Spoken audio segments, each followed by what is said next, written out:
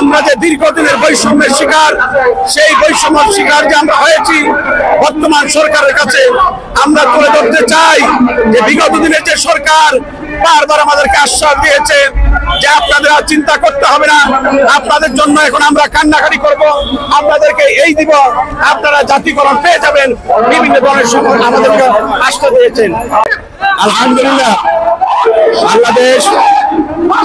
বাংলাদেশ স্বতন্ত্র ইত্তেদায়ী মাদ্রাসা শিক্ষক ঐক্যজোট কর্তৃক আয়োজিত আজকের এই জাতীয় প্রেস ক্লাবের সামনে মানববন্ধন ও শিক্ষক সমাবেশে আমাদের মাঝে উপস্থিত আছেন আজকে এই আন্দোলন বাস্তবায়ন কমিটির সদস্য সচিব জনাব আলামিন সাহেব, আজকে উপস্থিত আছেন সেই আজকের আন্দোলনের বাস্তবায়ন কমিটির কেন্দ্রীয় নির্বাহী সদস্যবৃন্দ সহ বাংলাদেশ থেকে প্রতিটি জেলা থেকে আগত আমার শিক্ষক ভাই বোনেরা উপস্থিত আছেন। আমাদের স্বতন্ত্র ইত্তেদায়ী মাদ্রাসার মূল যে দাবিগুলো, সেই দাবি মাত্র একটাই, সেটা প্রাথমিক বিদ্যালয়ের ন্যায় স্বতন্ত্র ইত্তেদায়ী মাদ্রাসাকে জাতীয়করণ করতে হবে। এটাই আমাদের একটা দাবি, আমাদের দাবি জাতীয়করণ করতে হবে প্রাথমিক বিদ্যালয়। তাই আমরা দীর্ঘ 40 বছর যাবৎ এই স্বতন্ত্র ইত্তেদায়ী মাদ্রাসার শিক্ষকরা বিনা বেতনে লেখাপড়া করে আসছি। সেই 2013 সালে 26,193টি প্রাথমিক বিদ্যালয় জাতীয়করণ করা হয়, কিন্তু একই পরিবর্তে স্বতন্ত্র ইত্তেদায়ী মাদ্রাসা যখন 500 টাকা পাইত, প্রাইমারি স্কুল তখন 500 টাকা তার বেতন পাইত। সেই 500 টাকা থেকে উন্নীত হয়ে আজকে প্রাইমারি বিদ্যালয় জাতীয়করণ করা হয়েছে, সংখ্যা হয়েছে 26,193টি।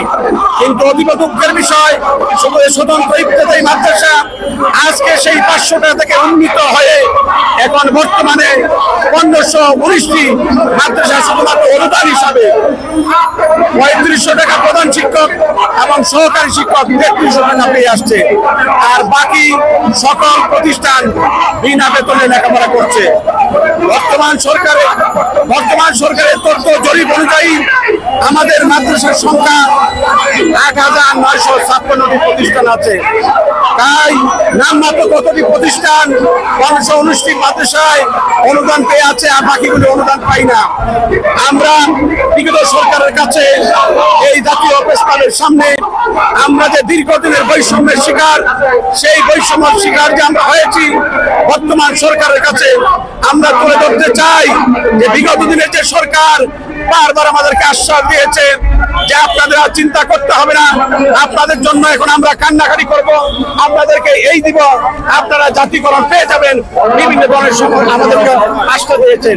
তাই বর্তমান সরকারের কাছে আমরা দাবি জানাতে চাই যে আর যেন যে 5ই আগস্টের পরে যে সরকার অভ্যুত্থানের মধ্য দিয়েছে, এই সরকার বৈষম্যের সরকার, এই সরকার প্রতিটি মানুষের বাক স্বাধীনতা কথা বলার অধিকার দিয়েছে যে সরকার।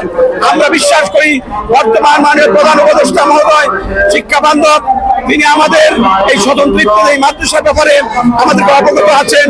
আমি আবারও আজকের এই জাতীয় প্রস্তাবের সামনে আপনাদের সাংবাদিক ভাইদের মাধ্যমে, ইলেকট্রনিক মিডিয়া এবং প্রিন্ট মিডিয়া ভাইদের সামনে আমি বলতে চাই, আপনারা প্রধান উপদেষ্টা মহোদয়ের কাছে আমাদের এই দাবিগুলি উপস্থাপন করুন এবং আমাদের এই দীর্ঘদিনের জাতীয় অবহেলিত শিক্ষক সমাজের যে দাবি, জাতীয়করণ দাবি বাস্তবায়ন করবেন।